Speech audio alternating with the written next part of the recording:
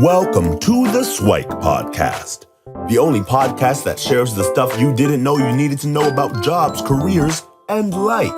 The SWIKE podcast, the stuff I wish I knew earlier.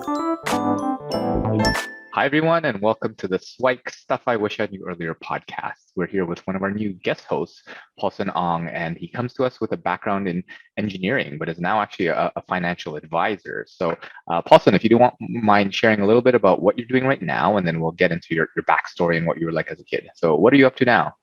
Yeah, sure. And first off, thank you, Luki, for having me as a guest on the show, and excited to be here and with the audience.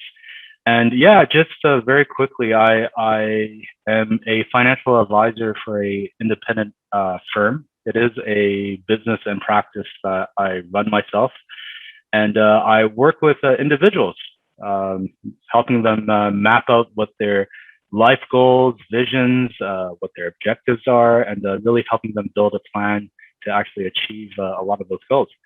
So it's been a very, I would say, a very rewarding career from being able to see people as they go through life and walking with them through it. And at the same time, really making sure that we're lining up money pieces as well, and that money is able to help people fulfill what they want to set themselves up to do. So cool. Yeah, that's what I do in a really quick nutshell. Sounds good. So why don't we go back in time and kind of ask, what was Paulson like as a kid? So were there any kind of fond memories growing up in terms of like interest or whatever? So what was Paulson like as a kid?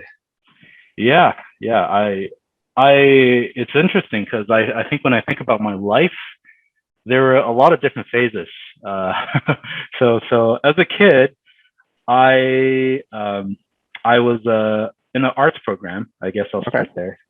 So I was really exposed to a lot of the arts. I went to a art school, and as such, I was one of those guys that was in tights, dancing, and did acting classes and visual arts, but especially I'd say music was really what was my passion. Right, okay. I played piano like a lot of Asians. I think since a really young age, and I was actually in the Toronto competitive scene. Oh wow! The regional competitive scene for a while. So that was kind of my thing for a long time growing up. A lot of arts, music.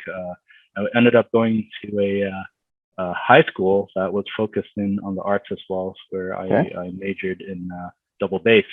So that was a lot of fun as well. Yeah. So how does one go from arts into kind of where you are now? So before we get into that, like how much of the arts decision was yours versus your parents kind of getting you into that? Because no offense to the arts, but it's not the typical Asian thing. It's typically like doctor, lawyer, accountant, engineer, and most parents don't want their kids to become like a potential starving artist or whatever. So was that the case, or is that just stereotypes, or how did you end up in that initial art scene? That's a great question. I'd say definitely parents was a big factor in it, and I think a lot of it was coming from an immigrant family where I think at home Chinese was our first language, right? I spoke Mandarin at home, and it was interesting because I think eventually it got to a place where I think going into senior kindergarten or grade 1, my English wasn't very good, right? And I think at that time, my parents wanted me to expose me to help me catch up per se, and just self-expression, and especially with other kids. And I think they wanted to kind of push me along, and one of the things that they drew me into was piano, right? And it was something that both my younger sister and I started from a pretty young age. I think I was 5 or 6 when I first started piano. So one thing kind of led to another. Like my piano teacher ended up teaching in an art school, and then and we knew his families from church that ended up going into the same programs, and then they saw that there were opportunities for me to kind of improve and be more expressive, and one thing led to another, and I ended up just going for the audition and somehow making it in. So that was kind of it wasn't all planned out. I don't think that was the case, but I think it definitely led to a childhood that was a lot of fun, right? I think I got to just see a lot of different things and just kind of know in life that yes, we always did the whole math and all that stuff. I was enrolled in Kumon and all that fun stuff. But at the same time, Chinese school, but at the same time, there was also the other side being school, which was a lot of arts and seeing a lot of different backgrounds, a lot of different kinds of children. That actually enriched my understanding and worldview further, even from a young age, right? Because definitely was not exposed to all of that being, growing up in North York and Toronto, where it's in Scarborough, which is predominantly a lot of Asians, right? So going through that, I think was very helpful in my childhood. For sure, and I'm even more curious. So you had all that self-expression and the opportunity to do all that sort of stuff, but then you ultimately do an undergrad in engineering. So how does that happen? So you're in art school in high school, majoring in double bass, and somehow you get into engineering. So what's the thought process around that? Yeah, that I think was where the Asian side kicked in.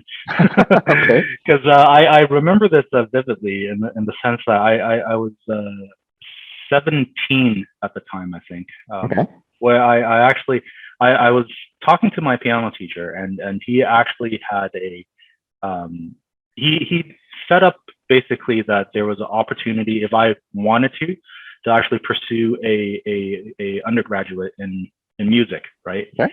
And it was something that I when I looked at it, I felt that it was something that I could have done, right?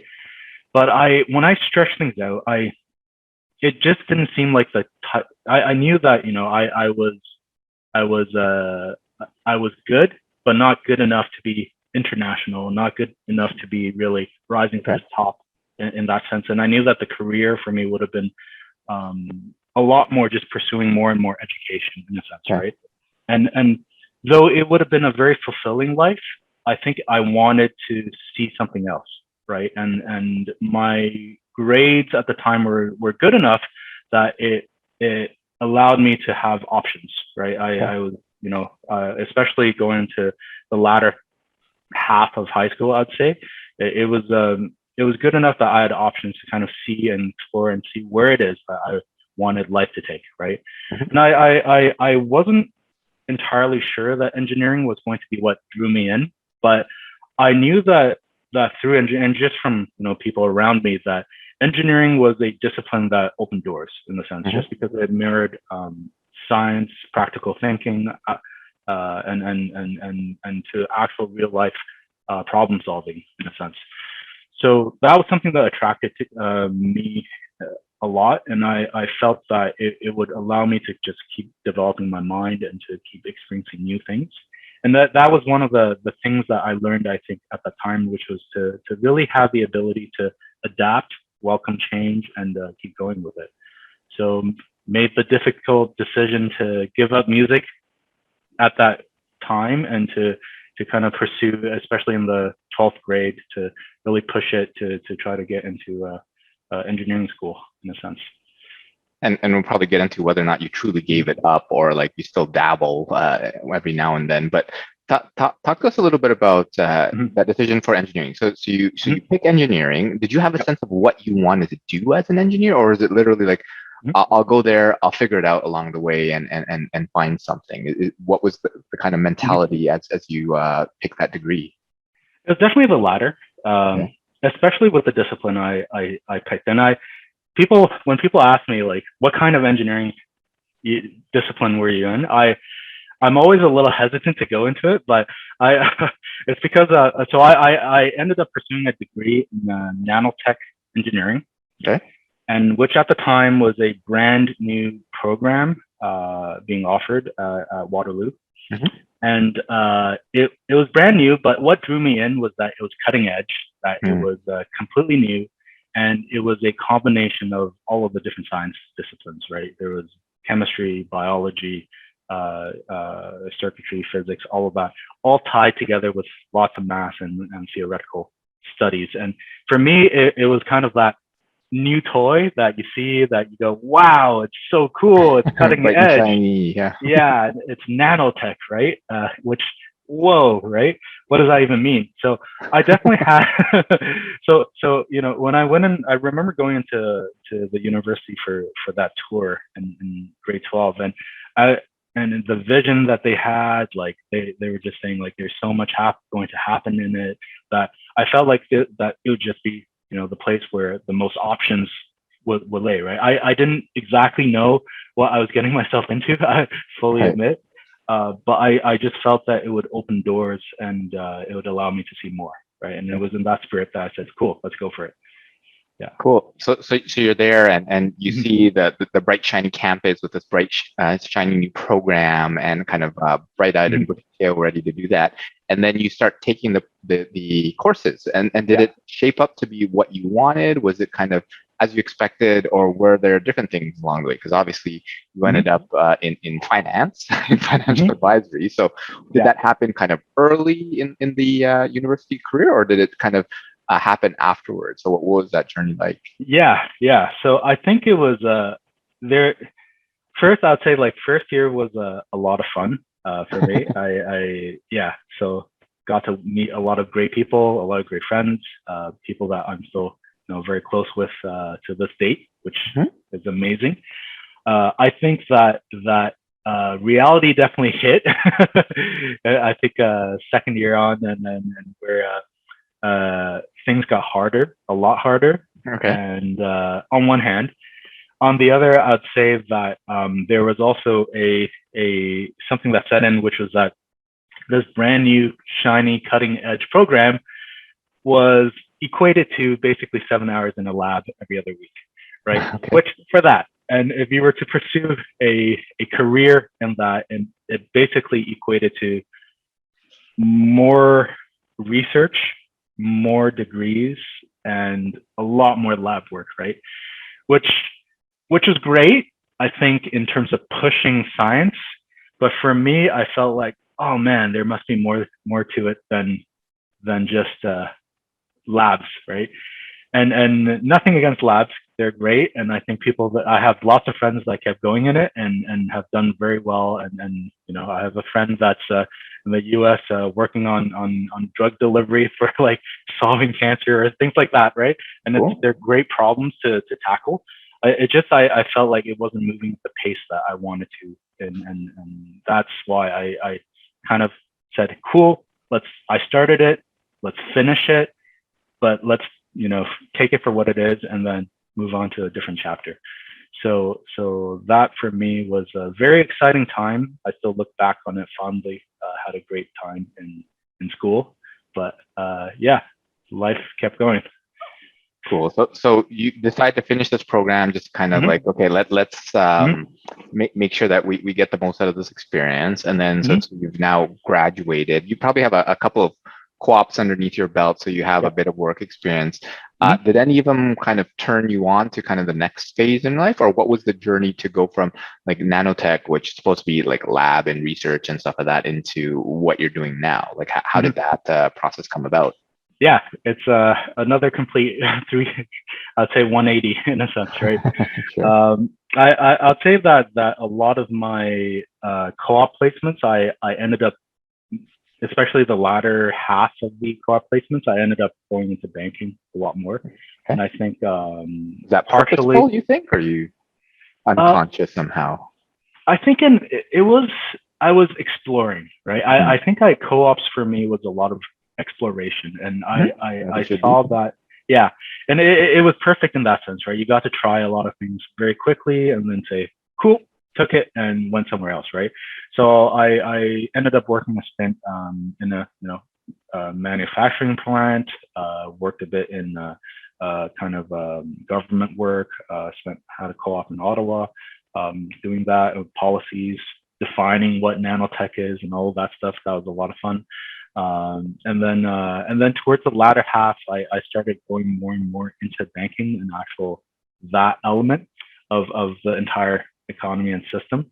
And I think it it was what opened the door in a way to something a little bit different than what I was used to, especially growing up. My family was largely not involved in, I guess, professional work in Canada. So it kind of it allowed me to really peer into different workplaces and environments and see different things. At the same time, get closer towards working with numbers, working in teams, working with people, and whatnot.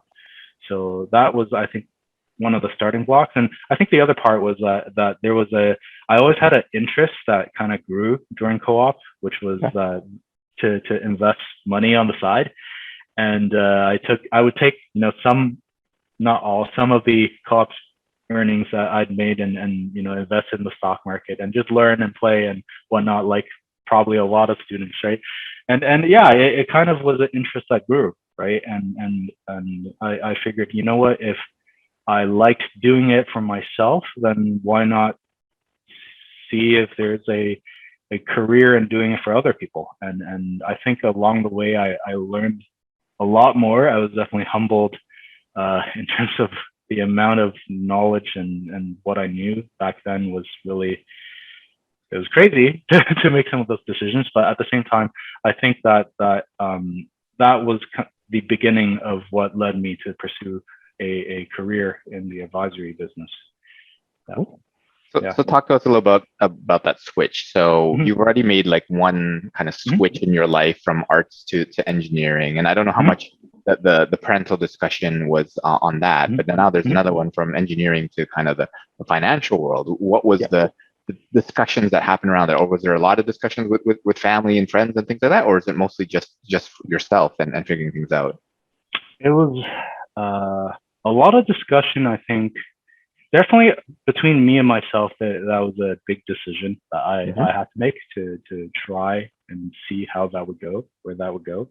I think at the time, my then girlfriend, now wife, and I had a lot of deep conversations on it as well, and she really supported me, and I think to pursue it as well, and especially since there's an entrepreneurial aspect to it, and I that attracted me to it as well. I knew that, like my father's in business. I think there are people around me that are in business, and it was something that I naturally gravitate towards, right? In terms of making a mark and just owning my own practice, right? So that drew me to it as well, and wanting to build and work with people, work with teams, work with numbers and the financial markets, right? And I think that was kind of my thinking going into it. And as it went, there were different ideas and thoughts that ended up shaping me and like I said, humbling me as well. Cool. So how do you get that education and that smarts on the advisory side, the investment side? So I mean, obviously there's the folks that dabble. They take a look at the stock market. They look at blogs and stuff and say, oh, we should try that. This is a hot stock and pick and whatever, right? And then there's the other people who they did a full-on undergrad and learned kind of the basics of micro, macro, and all that sort of stuff. Like, how do you kind of catch up to them, or did you have like a different approach to kind of learning how to invest? And then what's kind of your process to actually like kind of pick a firm to get into and move on? So I guess the question is like, how did you get smart about the whole financial advisory so that you could be comfortable doing it for yourself and then other people as well? Yeah, I met a great mentor. That's long story short. And it was coming out of school, I ended up going into a firm and at the time, and met a great mentor that had built a practice, a very successful practice.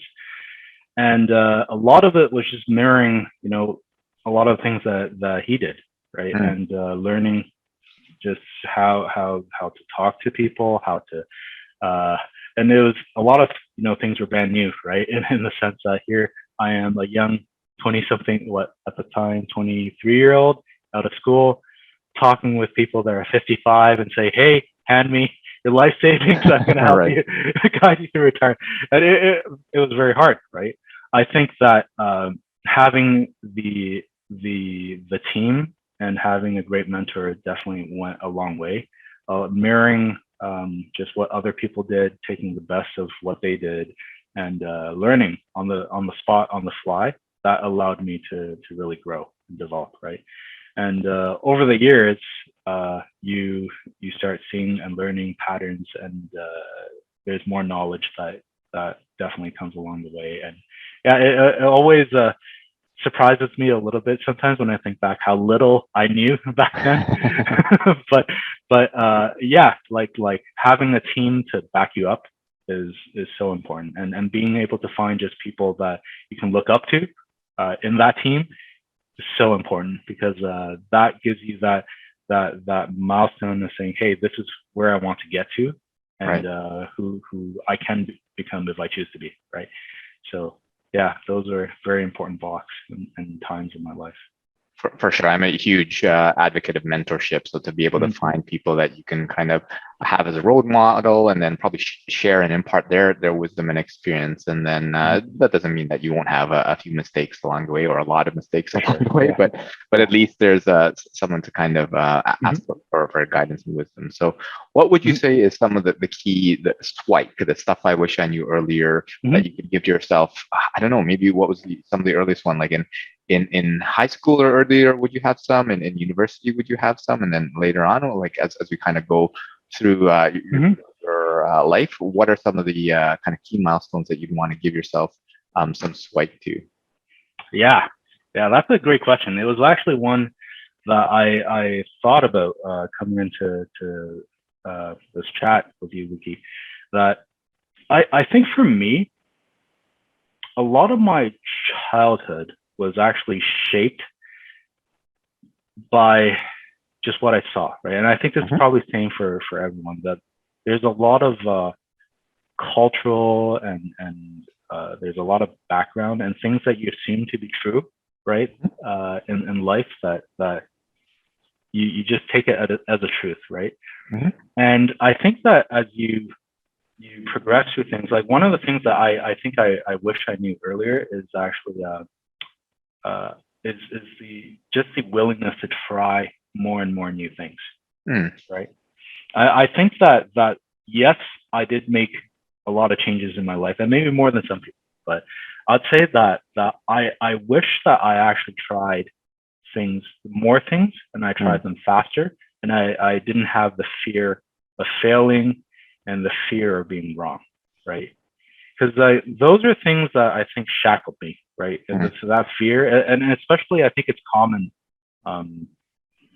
especially with people from the Asian background. I there's always that element of like, you work hard in life and you get what you reap your reward, right?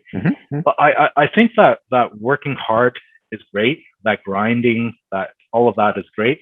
But I think there's also that element, and this is something that I really resonated with your first book, is just that the willingness to try new things, right? And just keep going for it. And I think that in my career, eventually what I ended up doing, if you fast forward a couple of years from when I first entered the wealth industry, I actually got burnt out, right? And I, it just wasn't exciting for me anymore. I felt like meeting people. The more clients I met, although it was an honor for me to be with them in their lives, and walking them, having been with some of them for a couple of years, right? To be in that place where you're almost like a family member, right? I would go over to visit a client, and then we'll chat over, like, they'll make like cookies for me, and it'll be great. We'll have tea, talk about life, and then dive into financial topics, and it was wonderful. But it was getting stale for me, in the sense that it felt like it was the same, right? And every client you saw, every person you saw, it was like, oh, more of the same, kind of saying the same things over and over again, in a sense, right, to different people. And it got stale, right? And I think that there's a part of me that wish that I welcomed change faster, because I ended up having the opportunity to go into technology for a bit of time, and then before I actually made the decision to actually jump back into wealth. But I think that element of saying like yes to change, yes to change, yes to change, that's what keeps you going and allows you to see more, right? And the more you see, and you don't know what you don't know in life, Right. and the more you expose yourself to, the more you can start to see hints of the things in the shadows, right? So talking with people, like just getting perspective on life, that meeting different types of people from different cultural backgrounds, different education backgrounds, so important, right? And that's shaped me a lot as well these past couple of years, just meeting a lot of different people in different parts of life and seeing the journey and stories that they've gone through, right? So yeah, that's something that I would definitely encourage. Yeah, a couple things that came to mind as you were talking there is, I mean, folks know that I love quotes, but one that came to mind was the only constant is change. So being comfortable with that, with discomfort is one of those key things. And I mean, when you change, things are uncomfortable. You're growing, getting out of your shell. And another quote that I found was like, discomfort is the currency of success. Right. So in order for you to be successful in things, you often have to go through that change. You have to go through a period where I don't know if this is quite right. Is this exactly for me? That sort of thing. And then hopefully you don't get to the point where you burn out, because that's always a thing that you have to watch and make sure that you have a bit of control over. But if you kind of mitigate a little bit about risk and take some of that change, there's a lot of great opportunities. And I think one of your other points is to explore, right? And kind of have those diverse set of experience, meet those diverse set of people, because oftentimes if you kind of hang around the same people and do the same things, you get more of the same, right? But if you kind of expose yourself into different situations and say, you know what, why don't I try that? Why don't I go there? Why don't I meet that person that I wouldn't have otherwise connected with? Then I think that would be a great set of kind of learnings and thoughts for folks. So are there any other kind of words of wisdom or other SIWIKE that you'd want to share, or what are some of the future aspirations that folks can look forward to seeing from you in the future? Yeah, for sure. I'd say that other SIWIKEs I'd say include just be very willing to try different things, right? Some for me, like and my wife, I'd say, because she's really integral in a lot of the decisions that we end up making as a family. But just the willingness to try something completely different is sometimes the most enriching thing, right? We had the opportunity to, and we said yes to this, to actually do some volunteer work for about 4 months in Asia, and a pretty remote part of Asia, I'd say. And that has been one of the most foundational parts in shaping just who we are today, right? And I think that if you had asked me years earlier if I would be willing to pull 4 months out of a life, out of whatever, to go do something completely different, I'd have said no, right? No way, right? Like, but saying yes to it was just so cool. I got to live in Asia for 4 months, and that was awesome, right? Just to be able to see something completely different like that.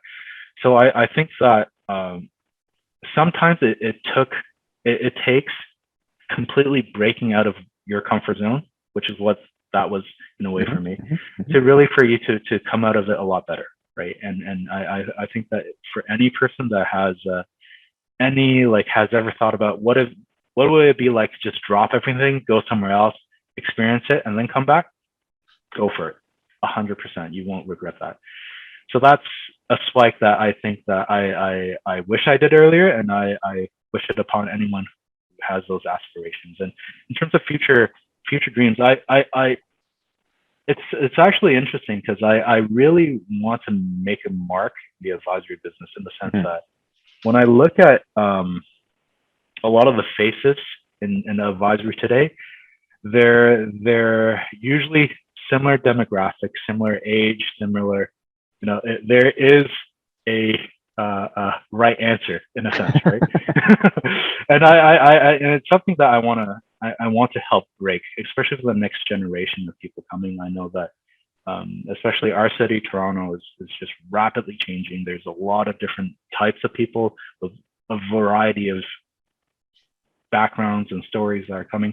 I feel like it's really time to make a change in that sense, and I'm really excited to really push on and to really work with more and more people that I feel like, you know, they become really life partners in a sense, that where you actually journey through life with them, and really making sure that money part is working just as hard as they are.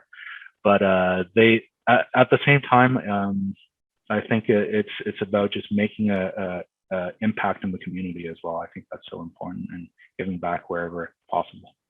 For sure, and that's one reason why we got connected. Well, obviously, like we got connected because I know your wife from our past lives in a career working together, but also because of kind of your vision for kind of helping with financial literacy and education, and just the growth and wealth management and all that sort of stuff. And for those that are familiar, Paulson and I are writing a book together, and he'll have some of his insights upcoming in the chapters of the book. Yeah, so look forward to that in the coming weeks, coming months, depending on when you listen to this, or it might be out already if you're looking back in the archives. But yeah, thanks so much, Paulson, for sharing your story and insights, and hopefully we'll have you back for a future episode to dive a little bit more into kind of the financial and investment world.